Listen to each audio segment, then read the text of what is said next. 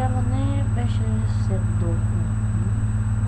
И с Мони и още там някои деца изкачихме могила.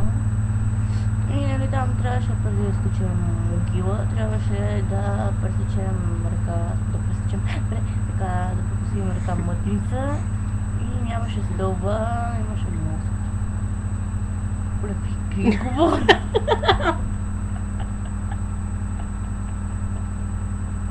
Нали, големият проблем е, че на реката има мост. Това е най-големият проблем. Бе, дали вместо мост имаше стълб. И трябваше да пресечем, много ми ще не искаше и нали, да минава и аз я дърпа, за може да падна в реката, но тя и без това е близко до влезнати. Тогава за сте минали през реката. Да бе, да се мокрим. Бе, не, влезнам до коляното, хайде сега.